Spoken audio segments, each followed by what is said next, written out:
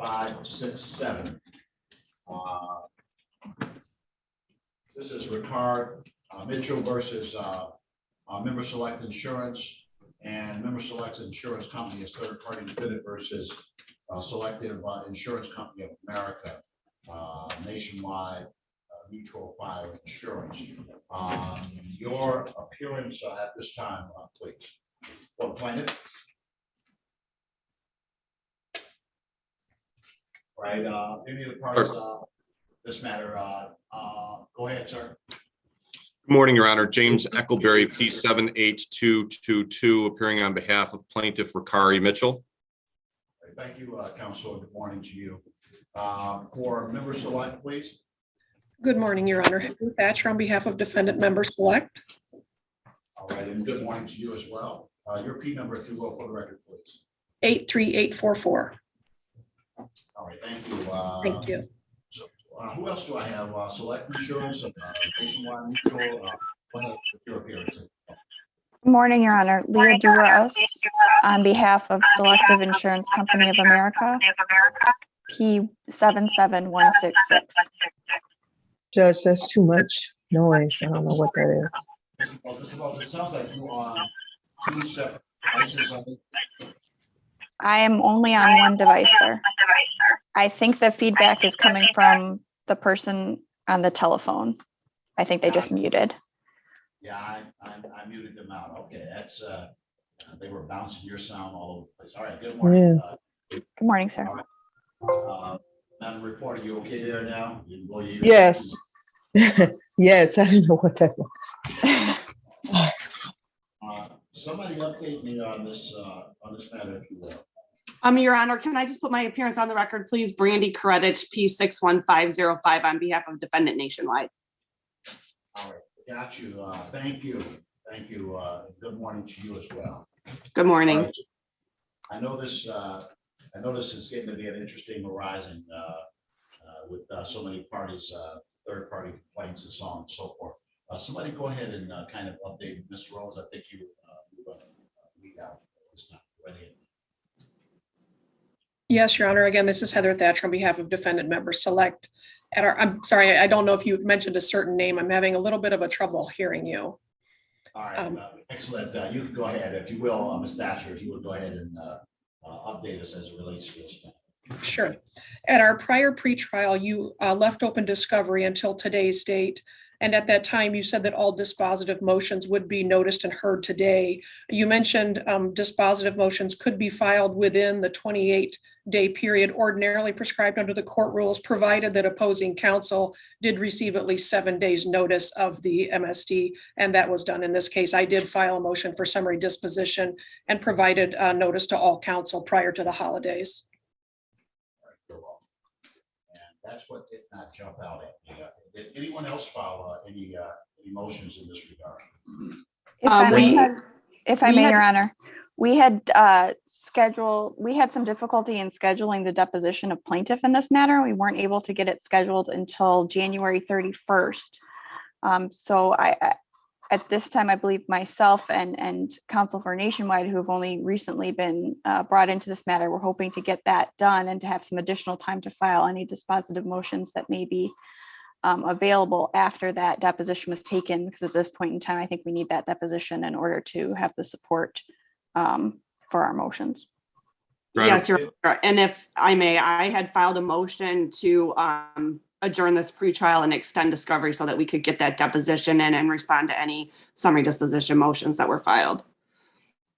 Your Honor, plaintiff didn't file any motions themselves, but we did file a response to defendant's motion for summary disposition. I believe one of the third-party defendants also filed a response to that motion. Yes, Your Honor. Defendant Nationwide also filed a response to that motion. All right, very well. And Nationwide, as well as plaintiff in this matter, is certainly interested in the outcome of the taking of the plaintiff's deposition on the 31st of January, correct? Yes, Your Honor. Correct. So I probably need to hold over that motion, even though it was timely filed and set forth, until after the taking of that that deposition. I did receive notification for the extension with respect to taking up the plaintiff's deposition. So I'm going to allow, I'm willing to allow that, just a little bit of time to try to get that complete. And I'll adjourn everything over with that. No further notice is needed on the motion that's already filed that we set for the next hearing date. Any other discovery issues, short of obviously, once you take the depth of the plaintiff, that may open some doors or something. But anything or anybody else knows at this point that you think you need to get, that you may need time on, tell me about it right now. Yes, Your Honor, if I may, Brandy Credit on behalf of Defendant Nationwide. We had issued some discovery to both Member Select Insurance Company and Selective Insurance Company with regard to any investigations that they had performed with regard to Ms. Mitchell's services. That discovery has not been answered. It is overdue, so I would request an order compelling the answers to that discovery. If I may, Your Honor, I believe that Selective did provide responses to those. And I believe Member Select did as well, Your Honor. We provided back on December 10th, responses were provided. And Okay, if counsel for Nationwide needs a copy of that, I can resend it, but I do have them in my file showing that they were served on December 10th. Okay, yeah, I do not have either of those responses in my file. All I have are Ricari Mitchell's answers to our discovery. So if I can get that, that would be great. No problem. Well, Ms. Rose, you're not seeking any protective order or anything. You're prepared to make sure that the requested discovery is turned over. Is that correct? Yes, Your Honor, it was already turned over, I believe, once, so I have no problem turning it over again. And likewise, we don't object to their request. All right, very well, very well. So just as a follow-up, I'll order that those items be turned over in the next 14 days. So obviously there's been some initiative to do that already. So I think that the attorneys just kind of need to tie the loose ends up and see if there are any issues out there, because there's not a protective order. Nobody's requesting that anything be protected at this point. So those items should be turned over to Ms. Gertek. And that should be done. The assurance with regard to those matters should be taken care of not later than the 26th of January, 1/26, 22. I'm setting this matter over for the next hearing, adjourning the final pretrial conference in this matter together with motions, and setting the matter over for the 17th of February. No, you said February. Well, that's that one day. You have that one. Yeah. All right. You should try the 22nd. All right, I've got to move it to the 22nd. 2, 22, 22. That's a lot of twos. All right. I was just thinking that. Your Honor, would the court be willing to bump us one day to the 23rd? I'm scheduled to be out of town on the 22nd. The 23rd works for the court. Anyone else objecting on? I'm thinking to set that on that date for 10:00 a.m. No objection. No objection. Thank you, Your Honor. One of our tools, we'll let him get away with it this time. So it's 2/23/22 at 10:00 a.m. Motion hearing, as well as the court is treating that matter as a final pretrial conference.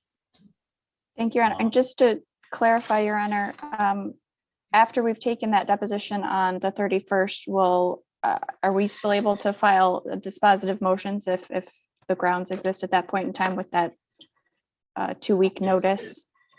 Well, 7 days notice, as long as the other side has at least 7 days notice opportunity to respond to the motion prior to the hearing date, you may file your motion accordingly. And listen, we have, of course, some 4 attorneys involved here, and this is not a sabotage type situation.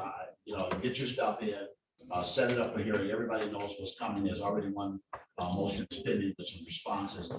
If there is a problem, I'll address that, and we'll figure out a way to get to the motions and get them heard. In other words, nobody will get sabotaged. So let's just do the best you can. If you can get that notice out and give the other side 7 days to respond to it, then the diligence that I've seen among these four attorneys would suggest that it would be properly in front of you at that time. Go ahead. Your Honor, maybe if I could just add, just to make sure that this DEP goes on January 31st, if you want to order that happens, so that if there's any issues down the road, we can bring that in front of the court. Your Honor, plaintiff would object to any order compelling Ms. Mitchell's appearance at a deposition, especially, via oral motion. My client submitted her discovery responses timely. She's participated throughout the litigation. There's absolutely no basis to justify an order compelling her participation at this point. Before an order would be justified, a person or party must have failed to permit or provide discovery. The scheduling conflicts between counsel is not sufficient justification for that. So I would oppose that request. It's not just an oral motion, Your Honor. I did include that as part of my written motion that was filed back in December. And again, that was just to ensure that this deposition does go forward, whether it's regards, to Miss Mitchell's schedule or the attorney's schedules, but just to make sure that this court's orders and directives are being followed so that there's no additional delay. This is one of those situations where the demonstrated collegiality between the attorneys is quite significant. There would have to be a good reason for the plaintiff to not show up at that deposition. There's sufficient notice. I mean, obviously something crazy could happen, but if the plaintiff doesn't show up at the deposition, and there's not a compelling reason for that failure to show up, then I will take that issue up because that's obviously wasting time, throwing the case off track. 4 attorneys involved. You got 4 separate parties, et cetera, et cetera. We don't want to drag this on to not have a reason to do so. So while I won't issue an order right now, the notice has been given, and everybody here knows that the plaintiff has to appear for that deposition. Short of something that we would say, God forbid, the plaintiff should be at the deposition. If not, Ms. Kirchick, I'll take up your request for sanctions and other items at that time. Again, Thank you, Your Honor. Understood, Your Honor. That there's not an effort to obfuscate. Didn't want to come out right. An effort to hide or prevent anything from getting out there. So the notice is given. Everybody knows that the plaintiff has to be at that deposition, and everybody knows the return date. So I wish you well. I'll see you at the next hearing date. I'll get some kind of order out, kind of pulling some of this together as well. So I wish you well. Good day to you. Thank you, Your Honor. Thank Thank you, you, Your Honor. Honor.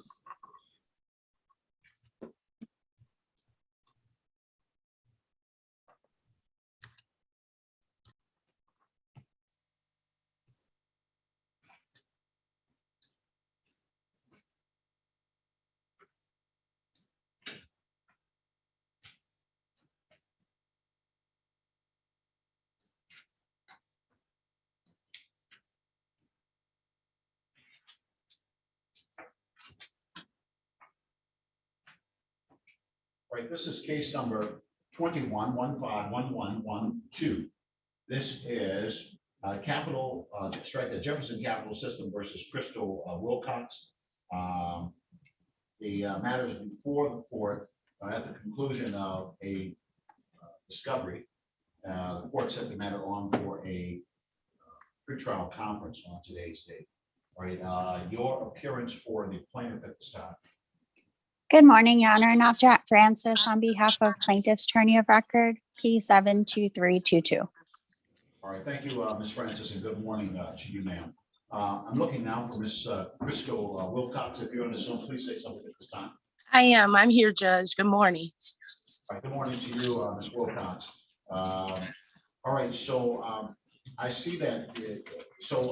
Well, let me have Ms. Francis update that. I do know that there is a pending motion for summary disposition in this matter, and it looks like that was filed the last time. Yeah, that was filed after the November 9th hearing. Yes, Your Honor. We did file our motion for summary disposition. I thought it was noticed for today as well. And Ms. Wilson, you didn't file any written response to that motion, is that correct then? I didn't receive anything. I sent over the court, my address is 19418 Goldburn. I don't know if they have that address, but I haven't received anything from anyone.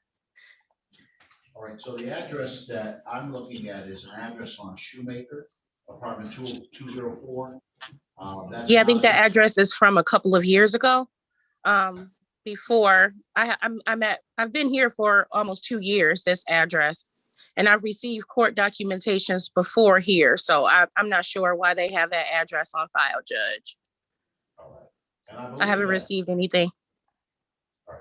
all right, I believe the last time that you were here, I asked you to chat me your address or something. Was that you? No, I've never heard any I never heard anything about my address. I just always thought you guys had the one on file because I received documents before from court. So I always thought you had 194. I haven't lived on Shoemaker. I guess when they filed that originally, I was still there, but I haven't lived on Shoemaker since 2020.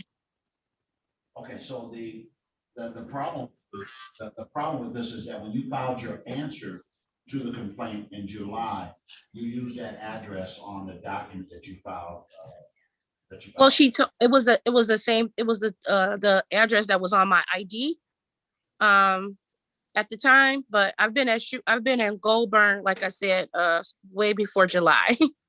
I want you to understand why that's got our system messed up here, because when you Oh, okay. responded, you put that address in the slot. All right, let's get that all taken care of. Thank you. That all taken care of today. So there is a motion for summary disposition has been set for hearing today, but I'm going to adjourn the hearing on it for a couple of weeks to give an opportunity for that document to be sent to you at the appropriate address. Because Okay. you wouldn't have to deal with that without seeing the document. So what I need you to do, I need you to chat that address to myself and also to Ms. Francis. You know how to do that on your electronic device. You know how to chat your address information. No, I just pressed these dots and I just saw chat, so I think I can do it that way. All right. So if you will, if when you put it in the chat, you're gonna chat it to myself. I'm coming up under Detroit 36 District Court 336, and then you also see Miss Francis. You want to chat that address to her as well, and then I'll make sure that that information is changed in the court's file so that any information you receive from us, you'll get it in that manner. Okay, thank you so much, Judge. Could she also chat her email address and we can email her a copy of the motion, Your Honor? And that would be a good thing as well. And the court would put your email address in the court's file as well. So if you could chat your email address, that would be workable as well. Now, Okay. Is there any realistic, have you talked about trying to get this resolved? I know that there was some indication that I believe Ms. Wilcott, you were saying that this involves some level of identity theft. Yes, well, at that time, this is like over 10 years ago. So I don't have any information or documentation on that because it's so long ago. But like I stated before, to have you cannot have a past due balance to get new service on DTE. And when I talked to DTE, I had no balance moving over here. They won't, if you have an outstanding balance or if it's in collections or anything, they will not let you open up another account in DTE. So, like I said, that was over 10 years ago when that happened. So I'm just unsure. Yeah, so let me stop you for a moment. The thing is that if there was an indebtedness at some point before, and that indebtedness got sold to some companies such as Jefferson Capital System, et cetera, it may very well not populate any longer within the DTE system, so you might be able to access service. The real challenge here is to try to go back and figure out if there was some point in time that there was a service with DTE that may not have been paid off in full. because here's what the issue becomes there, is that if there is that possibility, you may very well be able to talk about this and negotiate a resolution of the case. As Okay. opposed to there being a motion or something with the court makes a ruling on that, and whatever the numbers are based upon that motion, if that plaintiff wins there, then that's the number that you're stuck with. You're stuck with a judgment being made, and so on and so forth. Whereas if you work out some type of agreement, then maybe you could have control over what that number is, and you might have control over how you go about solving. So I'll set it up for another day. We want to take a moment for the two of you to talk and see if we can reach a number that makes sense. That makes sense. And if not, I would set another date for the hearing on the motion to give Ms. Wilcox an opportunity to respond to the motion if she wishes to do so. Okay. Thank you. Ms. Francis, you said you had something to say that I preempted already. I was just going to say I would be happy to speak to her in a breakout room, Judge. You got to that point before I could say that. But I know at the last hearing she stated that she had made a payment to have her services transferred over. And maybe once she sees our motion for summary disposition, it shows where that payment actually was returned from the bank. So it never processed. So maybe that will clear it up for Miss Wilcox. And I did not get her chat yet, but I can get her address and email once we go into the breakout room. Yeah, let's do it that way. I'm going to go ahead and put the two of you in a breakout room so you have a chance to talk. And I'm going to set I'm going to adjourn the motion. I'm going to go ahead and give a date for the next hearing in this matter. That date's going to be February 1/2/1. And that's going to be at 9:45. I'm sorry, could you say that again, Judge? We'll do the 31st, but you don't have any dates on that day. 1/31 instead of 2. So January 31st, 1/31, 22, and that's going to be at 9:45 a.m. And that's adjourned for motion hearing. Right, and we're going to make sure that Ms. Wilcox had a copy of the document. See if you can work it out today. And you'll get a notice in the mail regarding the due date. But if you can work it out today, then you can come back into the chat, and I will strike that you come back into the Zoom, and we'll figure out a way to get the documents drawn up so that you can conclude the matter with some type of resolution, if you can reach that. So let's try that. I'm going to send you to the breakout room to work on those things. Right. Thank you, Judge. Are you going to get a notification to go into breakout room number 1? And Ms. Francis, there you are. And Ms. Wilcox, I'm coming to you for your iPhone. There you go. And there is your notification. All the best to you. Thank you, Judge.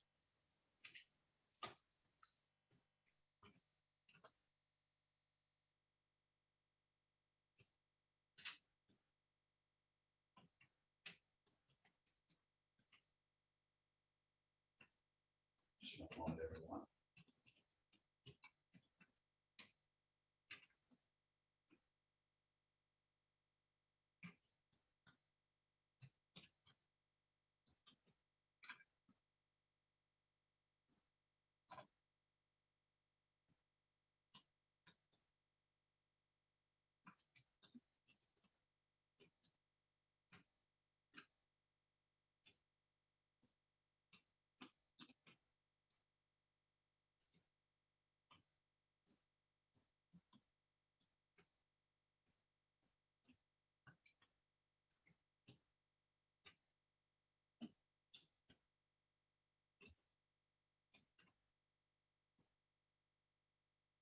This is the admin's change.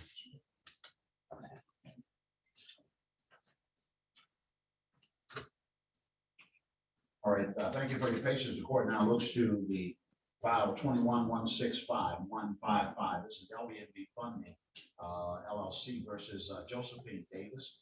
The matter is set on for a hearing. I did receive the defendant's response to the complaint This also involved a case where I rescinded notice. Your appearance for the plaintiff in this matter. Good morning, Your Honor. Sam Cermak on behalf of LVNB Funding, P85146. Thank you, Ms. Cermak, and good morning to you, ma'am. I'm looking for Josephine Davis. If you're on the Zoom, please say something at this time, Ms. Davis. Josephine Davis. All right, I believe on the last status conference hearing date, that was in November, that the defendant did not appear at that time. That's your recollection as well, counsel? Yes, Your Honor, that's correct. All right, this being the second hearing date, the court has reached out on 2 occasions to send notices to Ms. Davis at her address on Orleans Street, the city of Detroit. She not appeared. On that basis, the court will find that the defendant is in default at this time. Your pleasure, Madam Counsel. Your Honor, so we've actually reached a payment plan agreement with the defendant. So I'd like to request a default judgment, but if it's okay with you, could we just put the payment plan terms in the default? All right, I'll grant judgment by default, and I'll thank you, counsel, for graciously making known that there was some discussions regarding the payment plan, and that the payment plan can be established in the context of the default. I think that that would be paying the order in good faith and based upon some discussions that were had. So I'll sign the order upon its presentment. You can email that order to me if you wish to do so. That email that you follow is Latifah, LATIFAH .Hunter at 3636th 36 districtcourt.org. Thank you, Your Honor. Thank you. Good day to you.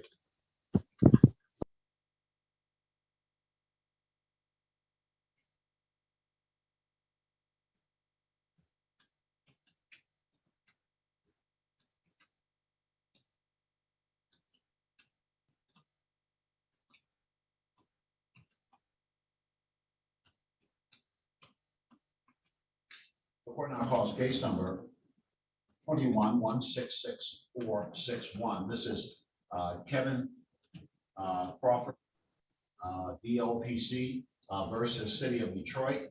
The matter is before the court, set on for, looks like a pretrial hearing. I did receive answers and affirmative defenses in this matter in October. Your appearance for the plaintiff in this matter, please, for the plaintiff, if you will. Let's hear from the City of Detroit. Good morning, Your Honor. Gregory Pattison, P75963, here on behalf of the defendant, City of Detroit, stating for the attorney of record, Michael Otten. All right, thank you, counsel, and good morning to you, sir. So have you spoken with anyone from Mr. Balzon's office? I know that they interact with the city on a regular basis. I have not, Your Honor. I just took this file over for Mr. Otten, who is out on medical leave.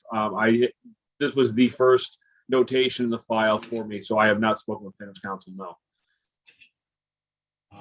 Well, they're usually here, and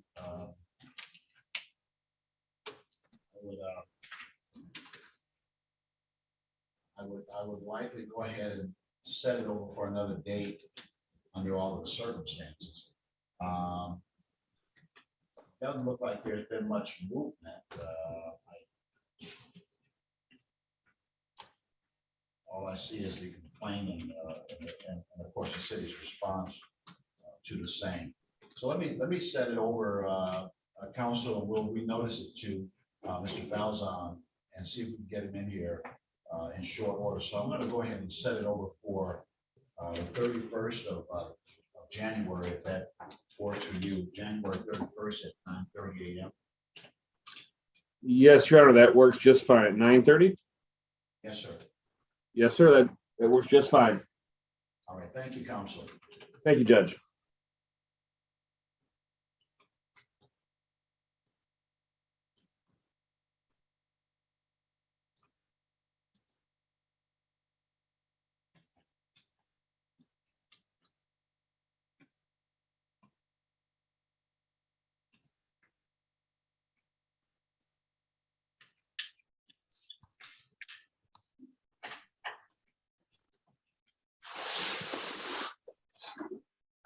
right, this is based on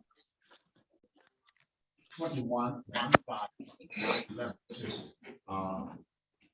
ASP Cares Pharmacy versus Homeowners Insurance Company.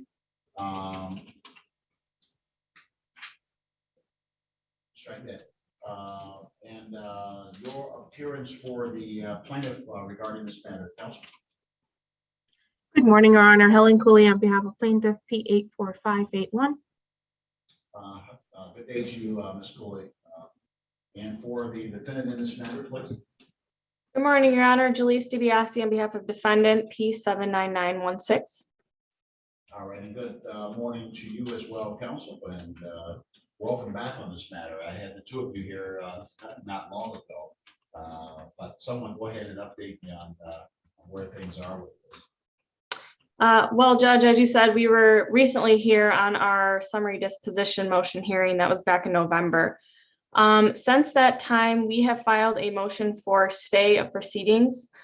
We don't have a hearing date on that just yet, but essentially, Judge, and I say this with the utmost respect for this honorable court, we are appealing the decision of the court regarding our summary disposition motion. That appeal has been filed. It's pending in front of Judge Sullivan in Wayne County.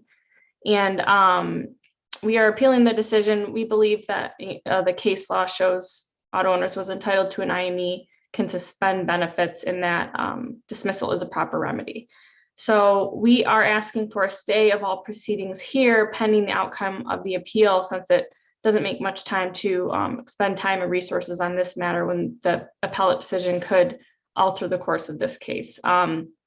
Plaintiff obviously can speak to its own position. I don't believe there's any opposition to our motion to stay. If the court would like to proceed with that motion on another date, that's totally fine, but I wanted to at least raise the issue here for efficiency's sake. All right, I do see the motion for stay of proceedings pending the appeal, and I've heard your statements on the record relative to the fact that that process is already underway. Ms. Coley. Your Honor, sister counsel is correct in terms of the appeal that they filed recently. I leave it to the court's discretion in terms of appearing on a different date for the motion to stay proceeding. Well, I do think, given where the case is at this point, and given the issue that is to be decided by the appellate court, then it makes sense that the party's not spinning wheels until that issue is decided as much as it's really taken up. So I will stay the proceedings here. A part of the decision to do that is because there seems to be a significant amount of diligence already that the matter has already been started in the appellate court. So I'll stay the proceedings, and I'll set a control date for review of this matter. What do you think, Ms. DiBiase. Say it more time for me. DiBiase. DiBiase. Thank you, Ms. DiBiase. Late March. I think a date in March should be good for a control date. I was trying to speak with our appellate department to get an idea of how long the process might be, but I'm not quite sure yet. So March should be good. All right, so we'll send it over for a control date and review on March.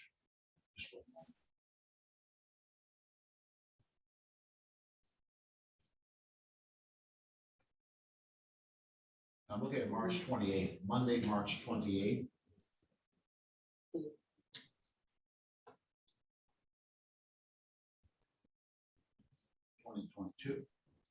And we're going to set that for 9:45 a.m. Thank you, Your Honor. Judge, would you like defense to submit an order regarding our motion at all, or to stay proceedings? Yeah, I was going to issue one. Go ahead, send something in. That'll be good. I'll sign it. Okay. And you've got an email address where you can send it, right? I'm sorry, Judge, I didn't hear that. You got, place, do you have the email address for emailing that order to me? So they don't- I'm sorry, I still can't hear you. Your email address. Do you have the email address? My email address? I'm sorry, the court's email. Oh, address. yes. Yes, please. Gosh, I'm sorry. I'm sorry. That is Latifa, LATIFAH dot Hunter at 36districtcourt.org. Okay, thank you, Judge. All right, we're waiting that order and just put the notice of hearing in that order as well. That's March 28, 2022 at 9:45 a.m. via Zoom. Yes, Your Honor. Thank you. All right, Thank you very much. Stay healthy. Yes, likewise. And stay safe. Thanks.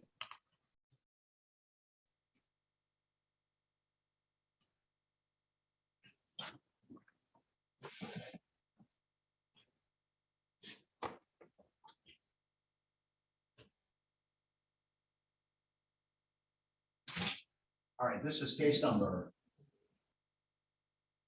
21-240-0416. This is Norman Baker versus In and Out Auto Repair. The matter is before the court on a filing of a claim of appeal after being heard before a magistrate. This is an appeal from a magistrate's hearing of this matter. Do I have Norman Baker on the Zoom? Coleman Baker? Do I have anybody from In and Out Auto Repair? I will recall it in a moment. See what's going on there. Ms. Francis, I see that you're back with me now. Yes, Judge, we did come to a resolution on the matter. Do I have Ms. Wilcox back? She wasn't here. I don't know if she just left. There she is. No, I see it. I see Oh, her. okay. No, I'm here. Hi, welcome back, ma'am. Judge, we did agree to a consent judgment with $50 per month for 6 months, starting February 1st. And then she will call our office to work out a new payment plan after the 6 months. That makes sense to you, Ms. Wilcox? Is that the agreement that you reached, ma'am?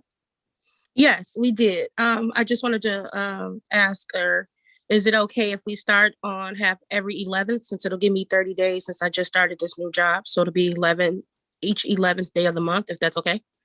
That would be fine. Okay, thank you. But other than that, I'm okay with everything, Judge. All right. All right, so I will sign the consent that has been agreed to. It will be submitted to me. And in the terms that the parties agreed to, that's how you go forward with this. The first 6 months at $50 a month payment on or before the 11th of each month. And then at the 6 month point, Ms. Wilcox will contact the office to see which way she wishes to go in regard to resolving the remaining balance on the situation. That's about the size of it. Yes. Yes. Ms. Wilcox, do we have permission to sign your name on the consent judgment to submit to the court? And we'll mail you a Absolutely. copy as well. Absolutely. Just mail me one. So I gave you that address. Yeah, and if there's, and you will get a copy. If there's anything about the document that in any way doesn't mirror what you all agreed to, then just get in contact with the court. You could, the first thing you do, you want to contact Ms. Francis. If there's a problem, then just come into the Zoom and we'll figure out a way to get that all worked out. Okay, I don't have, I was supposed to call on the 6 month to basically set up a new plan or see where my finances at that time. Do I have I don't have a direct number. Ms. Francis will provide that information on the document that she's going to send to you. It'll be signed by me, but when you get it, it will have information on there as to who you are to contact after 6 months. Thank you so much, Judge. All right, very well. I wish you well. All the Thank best to you. you. And thank you very much. Thank you, Ms. Francis. And I await your order. Thank you, Judge. Okay, have a good day. Thanks, Judge.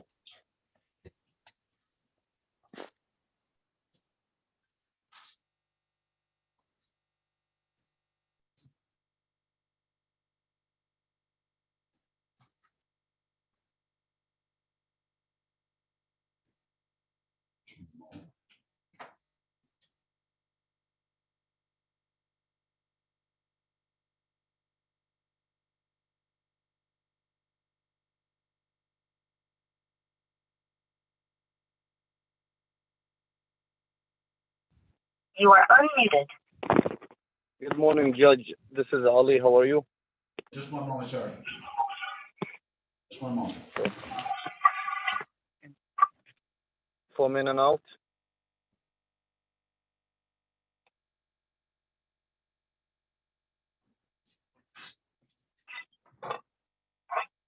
All right. What's your name, sir? Ali. From in and out. You said Ali. What's your name? What's your name? From the shop, in and out. Wait a minute. All right. So do you have two devices on or something? Yeah, you gotta turn one of your devices. Hold on. Can you hear me better? Oh yeah, that's much better. Much better. What's your name, sir? My name is Ali. The case number is 212-4041. We have your name. What's your first name? You need to be still. My name is Ali. Okay. Your sound is crazy now. You put around or something. Whatever the cell phone number is that you have, just use that device. Just turn whatever else on. Just use the cell phone, and I can hear you real well on the cell phone.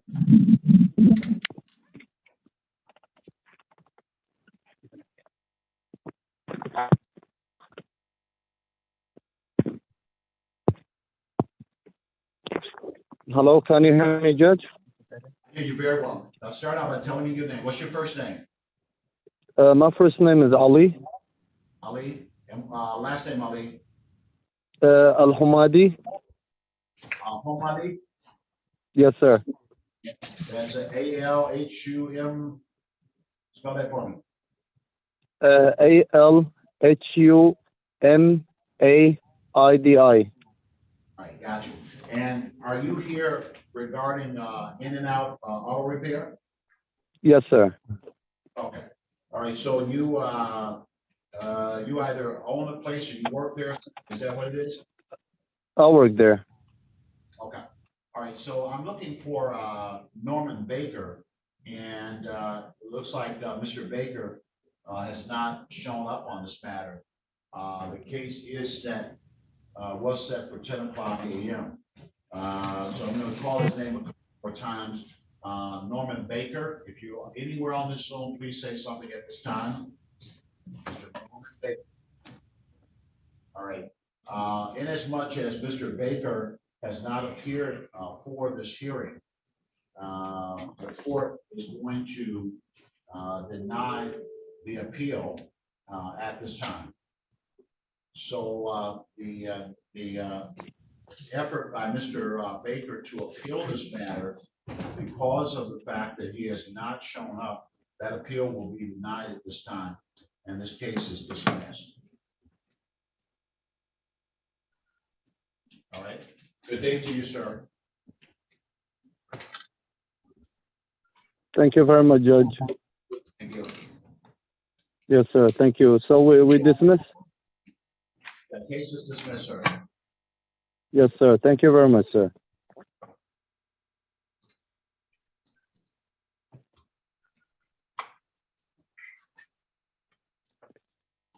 So, Judge, Happy New Year. Thank you very much. I wish the best for you. Yes, sir. Yes, to you, sir.